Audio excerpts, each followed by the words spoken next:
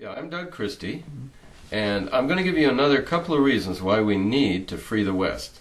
I'm looking now at an article from yesterday, Monday, March the 23rd, 2009.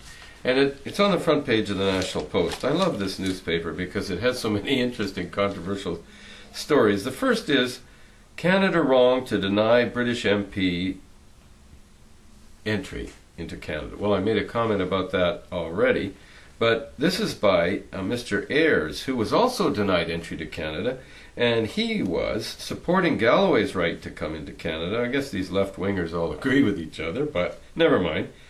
He's a co-founder of the radical Weather Underground in the 60s, and it's alleged that he was, or at least alleged by the vice presidential candidate, Ms. Palin, he was alleged to be a pal associate of President Obama. Whether he was or not doesn't really matter.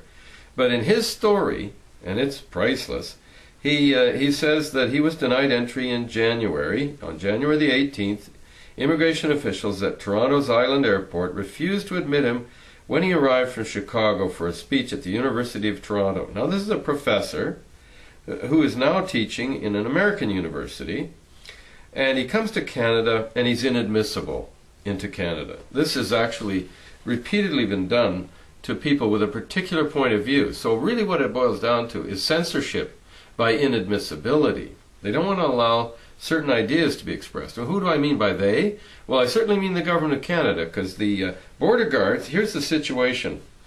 He says, I asked the official if they really thought I was a threat to Canada. They laughed and said, of course not. So I said, why am I not being allowed in? And they said, it's not our decision.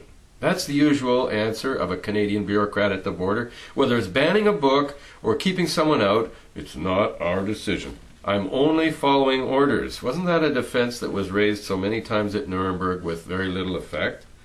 Well, Mr. Ayres said he basically sympathized with Mr. Galloway's plight, and I think it's obvious that our government is treating us like a bunch of 2-year-olds. We're not allowed to consider information from abroad that is readily available in the United States or Britain that might affect our opinions about a certain issue.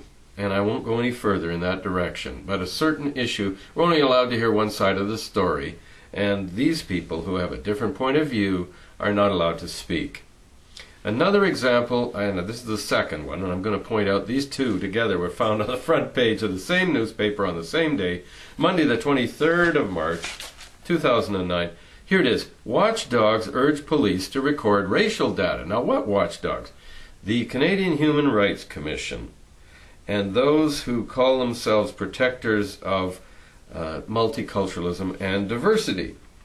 It quotes Ayman Al-Yassini, Executive Director of the Canadian Race Relations Foundation, and it also is the opinion of a senior researcher for the Canadian Human Rights Commission, Maciej Karpinski. Now, I don't know these people, but both of them agree that the police at every occasion should actually, as a result of the need to prevent racial profiling, they have to record the race of every person they deal with. Now, how logical is this? In order to avoid racial profiling, we must create a database of racial profiles. This is the typical confused state of mind of those who do not accept the proposition that every individual should be measured as an individual, not as a member of a race or religion, ethnic origin, or all the rest of it.